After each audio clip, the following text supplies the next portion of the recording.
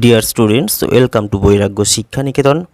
আজকের আলোচনার বিষয় প্রবন্ধ রচনা, সাহিত্য পাঠের প্রয়োজনীয়তা। সাহিত্য পাঠের প্রয়োজনীয়তা একটি অত্যন্ত গুরুত্বপূর্ণ প্রবন্ধ। বিশেষ করে নবম শ্রেণীর ফাইনাল পরীক্ষা, দশম শ্রেণীর পরীক্ষা এবং উচ্চ মাধ্যমিক পরীক্ষার জন্য এই প্রবন্ধটি অত্যন্ত গুরুত্বপূর্ণ। তাই স্কিপ না করে শেষ পর্যন্ত দেখো। প্রথম পয়েন্ট, ভূমিকা। সাহিত্য পাঠ মানুষের মানসিক এবং সাংস্কৃতিক বিকাশে একটি গুরুত্বপূর্ণ ভূমিকা পালন করে। এটি কেবল বিনোদনের মাধ্যম নয়, বরং জ্ঞানার্জন, সৃজনশীলতা এবং মানবিক মূল্যবোধ বিকাশের একটি শক্তিশালী উপায়। সাহিত্যের মাধ্যমে আমরা বিভিন্ন সময়, স্থান এবং সংস্কৃতি সম্পর্কে জানতে পারি, যা আমাদের চিন্তাভাবনাকে সমৃদ্ধ করে। পরের পয়েন্ট, ভাষা এবং ভাব প্রকাশের দক্ষতা। সাহিত্য পাঠের মাধ্যমে মানুষের ভাষার দক্ষতা বৃদ্ধি পায়। সাহিত্য আমাদের নতুন শব্দ এবং বাক্য গঠন শেখায় এবং ভাষার সৌন্দর্য উপভোগ করতে সাহায্য করে। এটি ভাব প্রকাশের দক্ষতা বাড়ায়, যা ব্যক্তি এবং পেশাগত জীবনে অত্যন্ত গুরুত্বপূর্ণ। পরের পয়েন্ট, সৃজনশীলতা এবং কল্পনা শক্তি।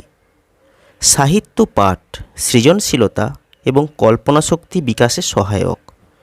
গল্প, কবিতা, নাটক এবং উপন্যাস পড়ার মাধ্যমে পাঠক নিজের কল্পনায় নতুন জগৎ সৃষ্টি করতে পারে।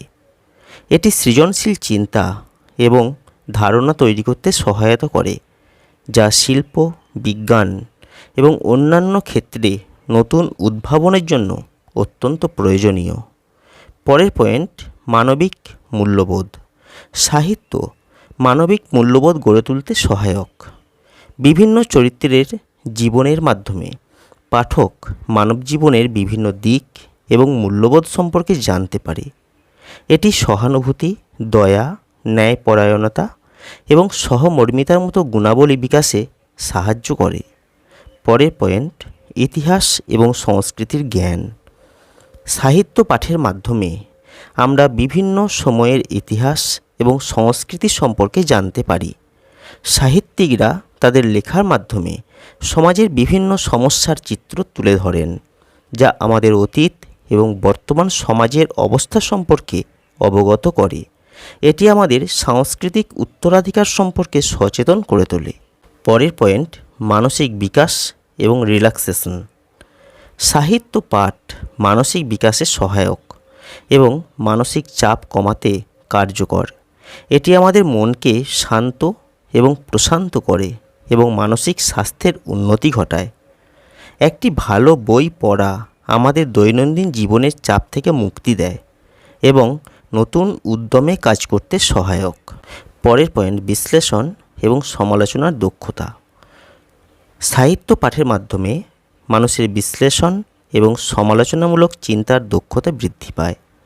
একটি গল্প বা কবিতা বিশ্লেষণ করতে গিয়ে পাঠক তার মনের গভীরে প্রবেশ করে এবং সেখান থেকে বিভিন্ন ধারণা এবং উপলব্ধি অর্জন করে।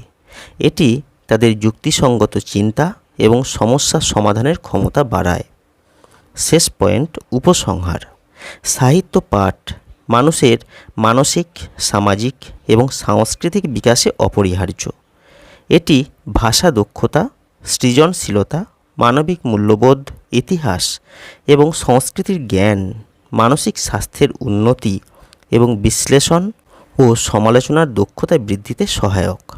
তাই আমাদের সকলের উচিত নিয়মিত সাহিত্য পাঠ করা এবং এর মাধ্যমে নিজেদের উন্নত এবং সমৃদ্ধ করা।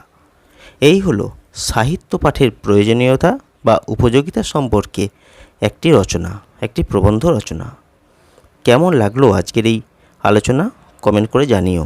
কোনো নির্দিষ্ট প্রবন্ধ আমার কাছ থেকে তোমরা পেতে চাইলে সেটিকেও কমেন্টে লিখে জানিও। আজকের ভিডিওটি আমি এখানে শেষ করছি। ভালো থাকবে।